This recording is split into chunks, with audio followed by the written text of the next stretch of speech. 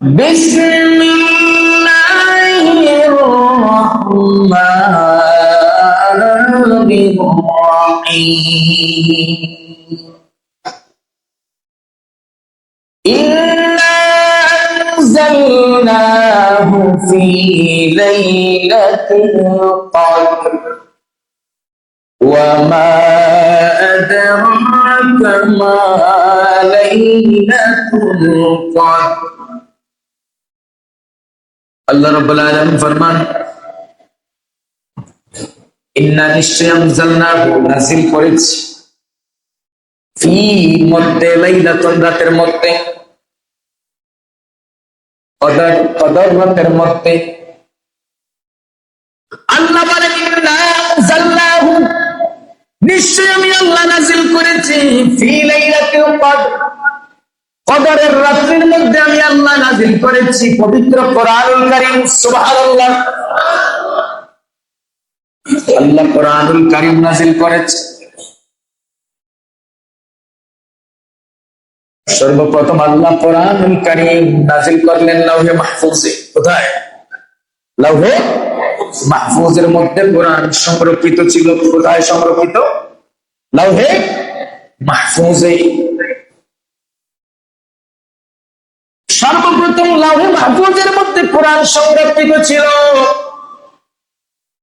ওই লাউহে মাহফুজ থেকে আমার আল্লাহ রাব্বুল আলামিন যে দিন লাউহে মাহফুজের মধ্যে আমার আল্লাহ কোরআন নাযিল করেছিলেন ওই দিনটা ছিল ফিহি লাইলাতুম মুবারাকা অর্থাৎ লাইলাতুন নিসফি মিন শাবান শাবানের মধ্যবর্তী রাত ওই রাতের নাম হলো শবে বরাত যেদিন লাউহে মাহফুজের মধ্যে নাযিল হয় পুরো কোরআন শরীফ ওই দিনটার নাম ছিল কি শবে বরাত ওই দিনের নাম কি ছিল শবে বরাত লাইলাতুন নিসফি মিন শাবান শাবানের মধ্যবর্তী রাত ফি লাইলাতিন মুবারাকা আল্লাহ বলেন এই বরকতময় রাতে আমি আল্লাহ কোরআন নাযিল করেছি তবে কোথায় লাউহে মাহফুজে তারপর পর্যায়ক্রমে রাসূল যখন মক্কায় কোরআন তখন মক্কায় রাসূল মদিনায় কোরআন মদিনায় রাসূল হেরা গুহায় কোরআন হেরা গুহায়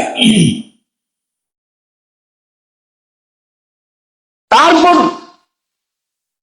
আমার রব্বুল আলামিন কোরআন নাযিল করে জানায় দিলেন ইন্না আনজালনাহু ফি লাইলাতিল কদর নিশ্চয় আমি আল্লাহ কোরআনুল কারীম নাযিল করেছি লাইলাতুল কদরের রাত্রিতে সুবহানাল্লাহ এই কদরের রাত্রিতে আল্লাহ কি করেছেন কোরআন নাযিল করেছেন কোথায় এই জমিনে সুবহানাল্লাহ বলেন ওয়ামা আদরাকা মা লাইলাতুল কদর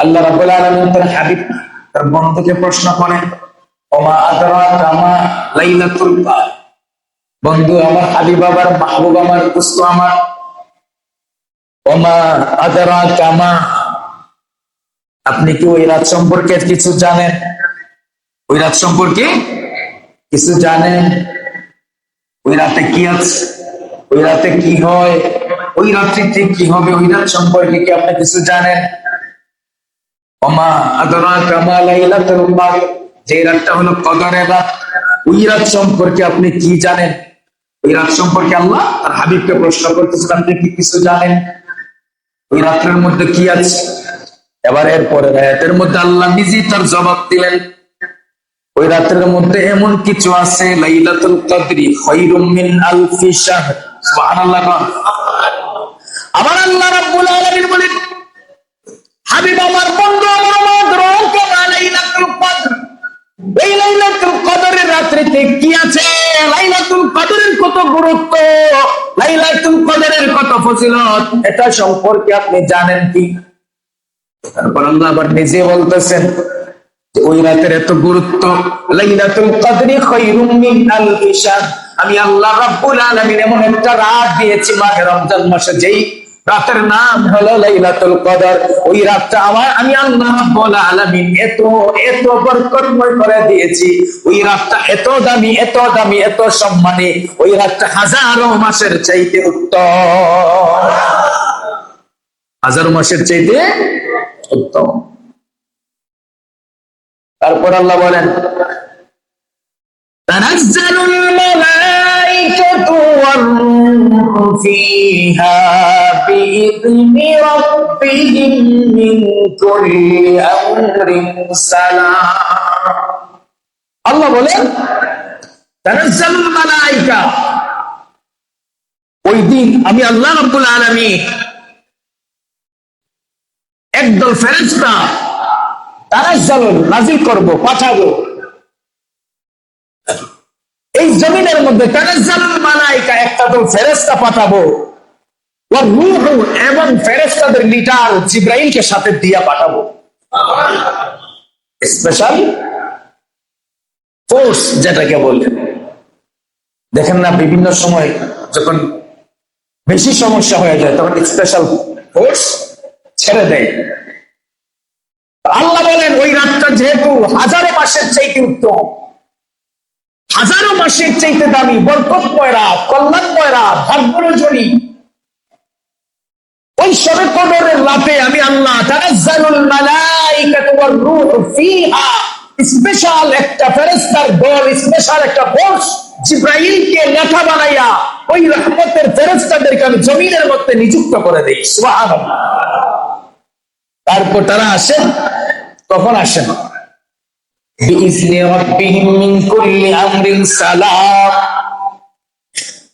ওই জিবরাইল আমিন সহ একদল স্পেশাল ফেরেশতারা এই জমিনের মধ্যে আল্লাহর বান্দা বান্দীদের জন্য ক্ষমা প্রার্থনা করার জন্য, তাদেরকে দান করার জন্য, রহমত দেওয়ার জন্য, মাগফিরাত নাজাত দেওয়ার জন্য, তাদের গুনাহ মাফ করার জন্য, তাদের রিজিকের ভাগ্য পরিবর্তন করার জন্য, তাদের অসুস্থতা দূর করে সুস্থতা দেওয়ার জন্য, তাদের বালা মুসিবত দূর করে দেওয়ার জন্য, তাদের জীবনটাকে সুন্দর সুখময় করে পরিবর্তন করে দেওয়ার জন্য জিবরাইল ওই ফেরেশতাদেরকে নিয়ে আইসা যখন আল্লাহ রাব্বুল আলামিনের সময় যখন হয়, মাগরিবের নামাজ, মাগরিবের আযান যখন হয়ে যায়, যখন সূর্য অস্ত চলে যায়, সূর্য অস্ত যাওয়ার সাথে সাথে ওই একদল ফেরেশতারা জমিনের মধ্যে আইসা আল্লাহ রাব্বুল আলামিনের সমস্ত মুমিন বান্দা বান্দীদেরকে, কাদেরকে? মুমিন বান্দা বান্দীদেরকে। মুমিন আগে হতে হবে, মুমিন আগে। সবাইরে কিন্তু দিত না, সবাইরে দিত না। যে হুজুর এই যে 200 কত কেজি যে খেজুর আইছে, দেখি সবাই পাইছে নি? পাইব না, সবাই আবার পাইতো না, সবাই আবার পাইতো না। আবার কোন কোন জায়গায় দেখা যায় পাওয়ার আশাও আসার, কোন জায়গায় জানি না এখনো খেজুর যে বাংলাদেশে আয়। ঠিক না বেটি? কোরবানির ঈদে যে এই যে হাজী সাহেবরা যে জব করছেন, গিয়া দুম্বা জব করছেন না, খাসি দুম্বা জব করে আসছেন কোরবানির সময়, নাকি গুস্ত নিয়ে আসছেন সাথে করে? আনেন নাই কেউ, ওইখানে রেখে আসছেন, ওইখানে জব করে রেখে আসছেন, খবরও নেন না, জানেন তো না কি। ওই যে কোরবানির সময় আপনি সৌদি আরব হজ করতে যাইয়া দুম্বা কোরবানি দিলেন, ছাগল কোরবানি দিলেন, উট কোরবানি দিলেন, ওই গুস্ত তো আপনি নিয়ে আসেন না, এই কোরবানি দিয়া চলে আসছেন। এমনও আছে কোরবানি কোন দিকটা হয় এটা নিজে জানেন না। ঠিক না বেদি? জানেন না? এটা স্পেশাল কোরবানি হয়, স্পেশাল কোরবানি হয়। কোরবানি হয়ে গেছে। ওই যে কোরবানির যে একটা গুস্ত প্রত্যেকটা দেশের হাজী সাহেবরাই তো আইসা কোরবানি দিয়া গেছেন, ওই একটা হাদিয়া তোহফা কোরবানির জন্য বাংলাদেশেও আসে। আমরা অনেক সময় আমরা জানি না। আমি আমার এই আজ পর্যন্ত এই বয়সে কোনোদিন শুনিনি।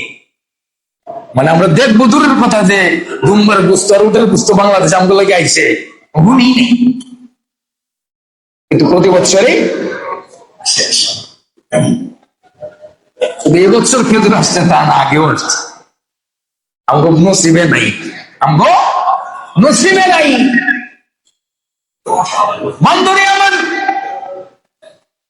সেই বরকতময় রাত্রিতে জিবরাইল আমিন নেতা হইয়া, লিডার হইয়া একদম ফেরেশতা নিয়ে জমিনের মধ্যে আইসা বসে যাবেন। যখন সূর্য অস্ত যাবে ওই সময় আইসা বসবেন আর ডাকতে থাকবেন, এই কে আছো? এই মুমিন বান্দা বান্দিরা, এই ইমানদার বান্দা বান্দিরা, এই ইমানদার নরনারীরা, কে আছো? গুনায় জর্জরিত, তোমরা আজকে চাও আল্লাহর কাছে, আমরা তোমার পক্ষ থেকে আল্লাহর কাছে মাফ চাবো। তারা আপনার আমার পক্ষ থেকে কি করবে? মাফ চাবে। কে আছো গুনায় জর্জরিত? আজকে আল্লাহর কাছে চাও, আমি তোমার পক্ষে সুপারিশ করবো, তুমি আল্লাহর কাছে চাও। কে আছো অসুস্থ? আজকে রোগ থেকে মুক্তি চাও, আল্লাহর কাছে চাও। কে আছো মুসিবতের মধ্যে পড়ে আছো, মুসিবত থেকে উদ্ধার হতে চাও, আল্লাহর কাছে চাও। আমি জিবরাইল এই আল্লাহর একদল ফেরেশতাদেরকে নিয়ে আল্লাহর কাছে সুপারিশ করবো। আজকে কার কি লাগবে? কার রহমত লাগবে, কার মাগফিরাত লাগবে, কার নাজাত লাগবে? কে জাহান্নামী থেকে জান্নাতি হতে চাও?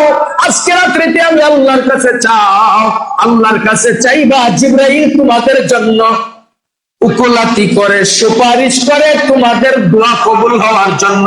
আমি আল্লাহর কাছে সুপারিশ করবে, আমি আল্লাহ জিবরাইলের সুপারিশ পাইয়া তোমাদেরকে কবুল করে মাফ করে দিব। কারণ এটা স্পেশাল রাত।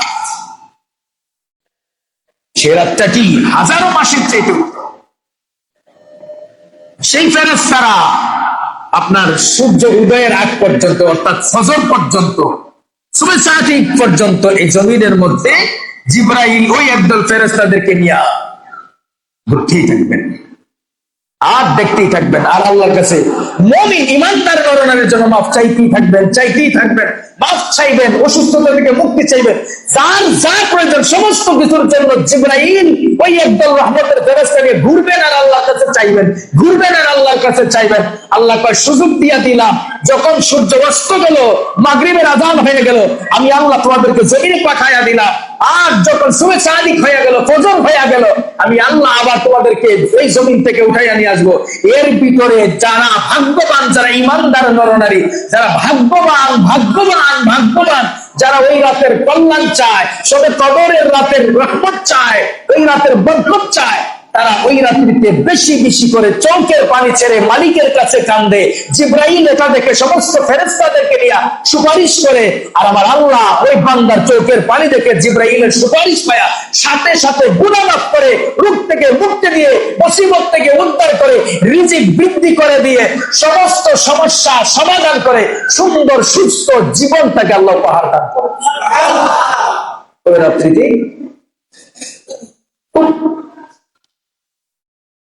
ভাগ্যবান তারা যারা ওই রাত্রি, এই ভাগ্যরজনী, এই বরকতময় রাতের, এই কল্যাণময় রাতের, এই কোরআন নাজিলের রাতের, কদরের রাতের ফজিলত, কদরের রাতের বরকত, সেই রহমত যে নিতে পারে, সেও কি ভাগ্যবান।